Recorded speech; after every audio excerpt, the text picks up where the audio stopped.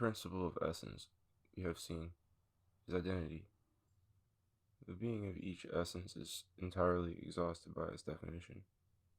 I do not mean its definition in words, but the character which distinguishes it from any other essence. Every essence is perfectly individual. There can be no question in the realm of essence of mistaken identity, vagueness, shiftiness, or self-contradiction. These doubts arise in respect to natural existences, or the meanings or purposes of living minds. But in every doubt or equivocation, both alternatives are genuine essences, and in groping and making up my mind, I merely arrest my attention. There is no possibility of flux or ambiguity within any of the alternatives which might be chosen at each step.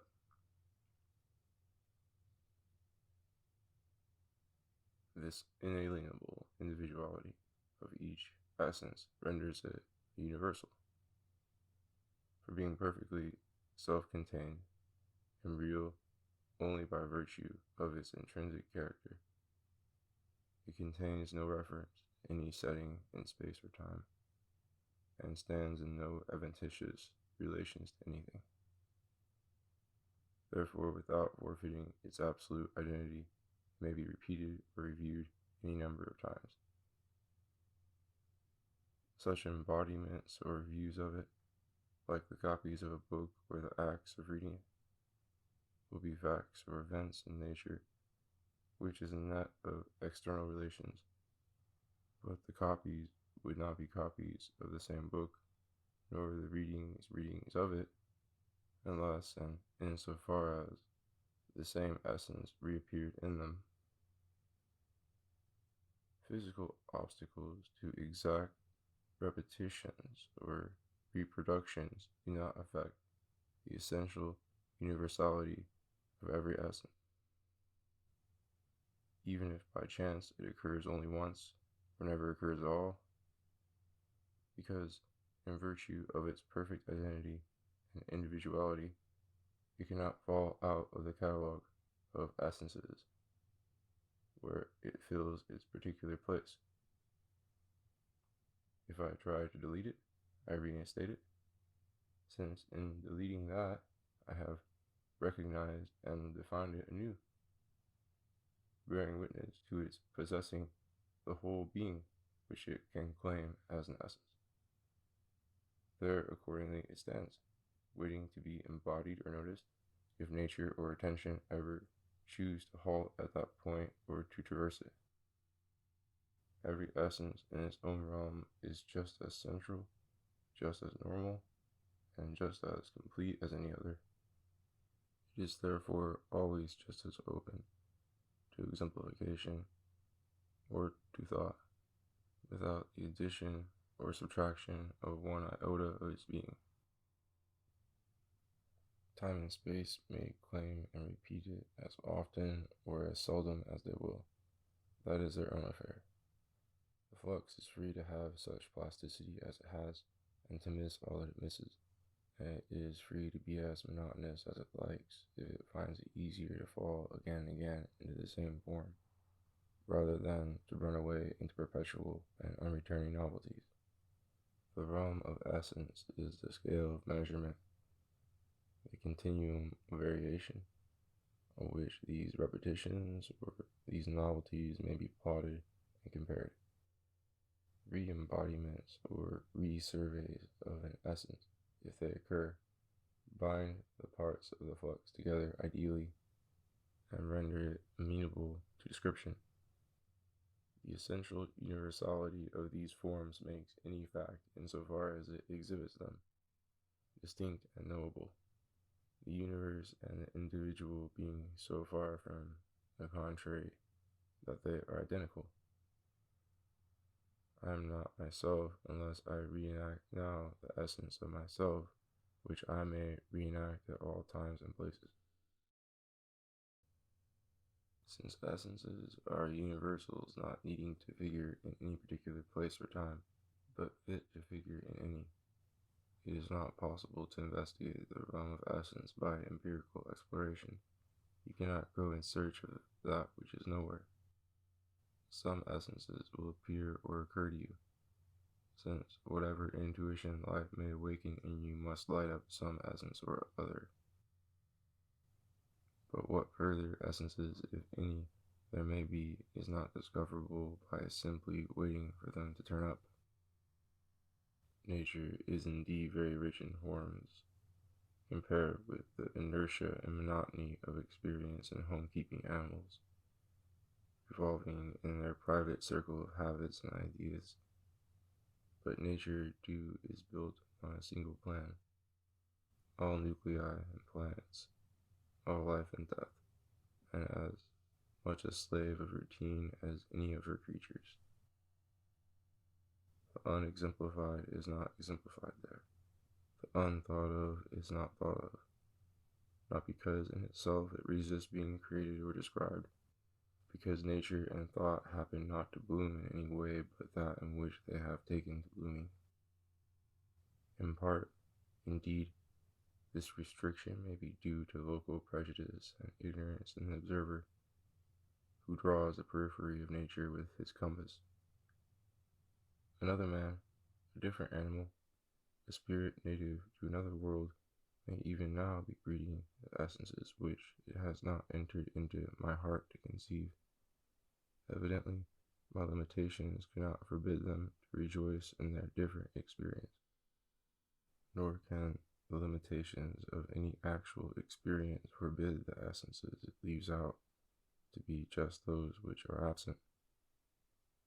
An essence is an inert theme, something which cannot bring itself forward, but must be chosen, if chosen, by some external agent, and evidently the choice made by this agent, contingent as it is and wholly arbitrary, cannot render unavailable the other inert themes which other agents, or itself in a different moment of its flux, might choose instead.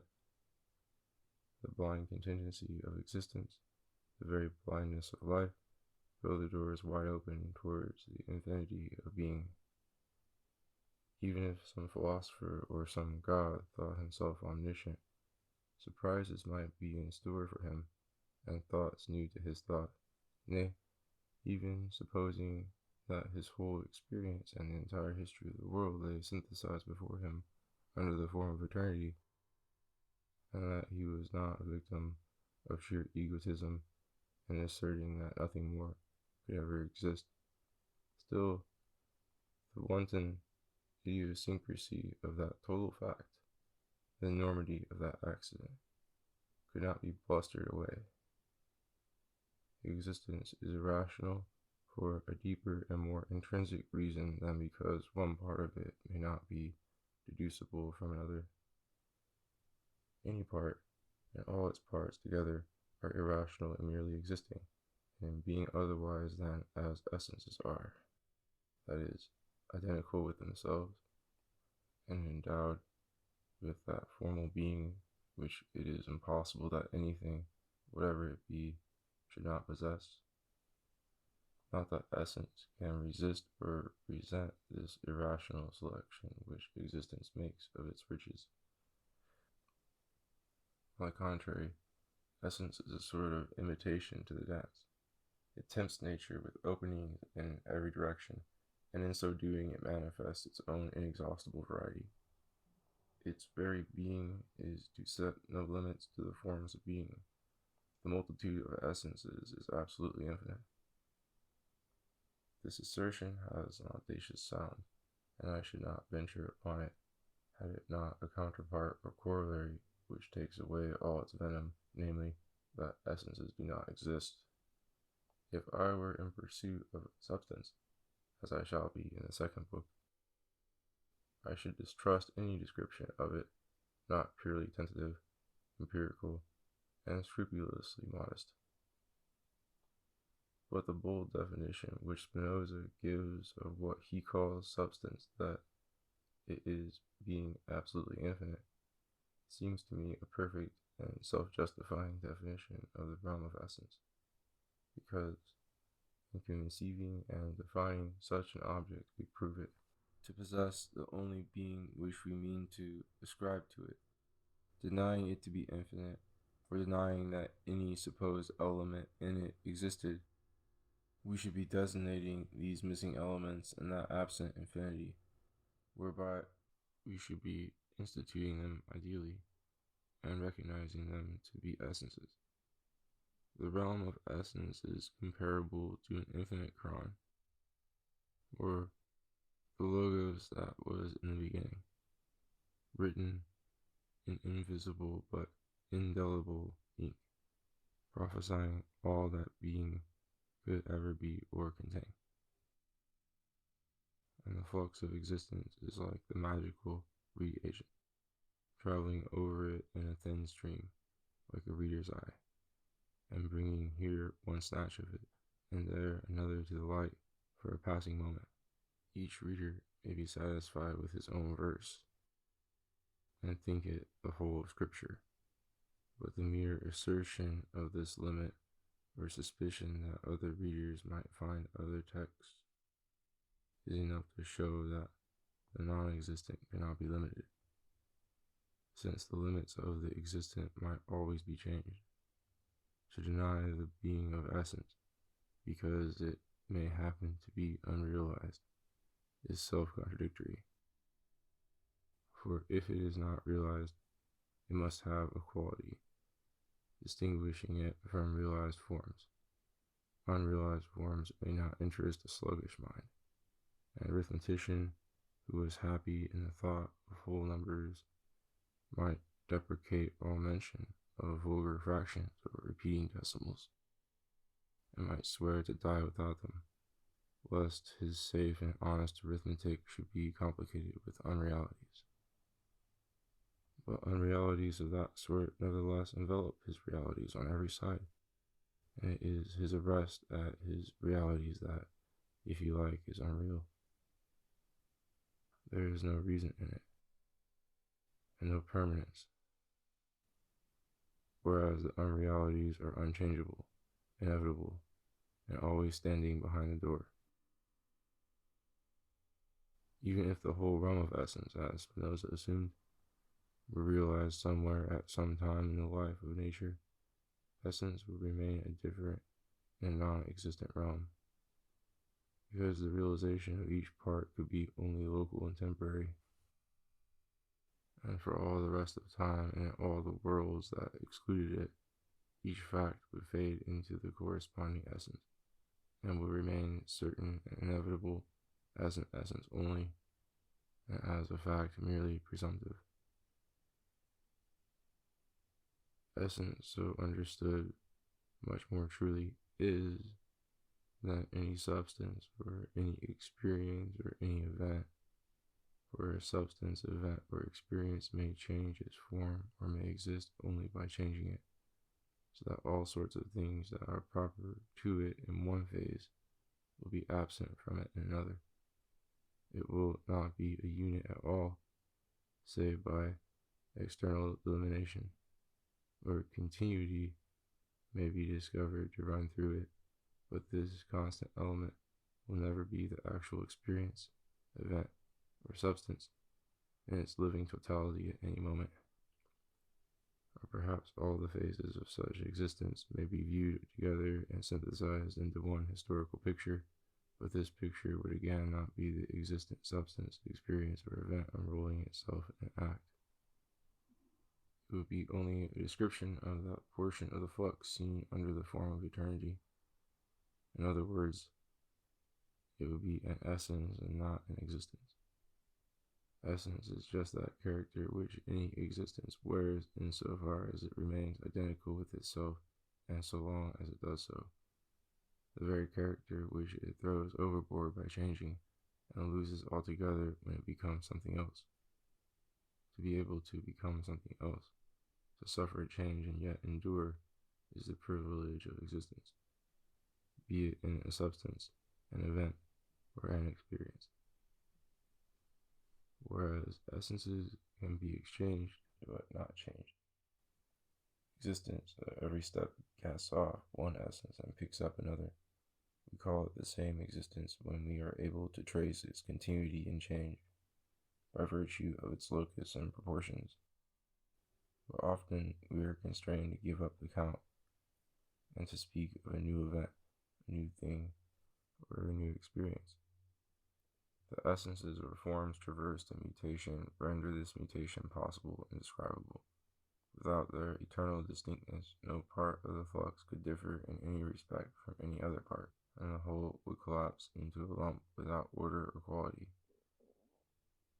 So much more profound is the eternal being of the essences traversed and changed than that of the matter or attention or discourse which plays with those essences that touch and go. Nothing, then, more truly is than character. Without this wedding garment, no guest is admitted to the feast of existence, whereas the unbidden essences do not require that invitation, with which very low characters are sometimes honored, in order to preserve their proud identity out in the cold. There, those few privileged revelers will soon have to rejoin them, not a whit fatter for their being surfeit of being, after things lose their existence, as before they attain it, although it is true of them that they have existed or will exist. They have no internal being except their essences, quite as if they had never broached existence at all. Yet the identity of each essence with itself, and the difference from every other essence, suffices to distinguish and define them all in eternity, where they form the realm of essence. True and false assertions may be made about any one of them, such, for instance, as that it does not exist, or that it includes or excludes some other essence, or is included or excluded by it. Here is a further character inseparable from essence. All essences are eternal. No hyperbole or rhetorical afflatus is contained in this assertion, as if some prophet pronounced some law or some city to be everlasting. That any existing thing should be everlasting, though not impossible, is incongruous with the contingency of existence. God or matter, if they are everlasting, are so by a sort of iterated contingency and perpetual reproduction. For it is in the nature of existence to be here and perhaps not there, now and perhaps not then.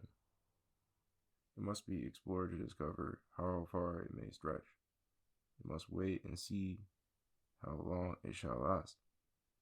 The assumption that it lasts or stretches forever can be made only impetuously by animal enthusiasm, when the feeling of readiness and omnipotence makes some living creature defy all threats of disaster.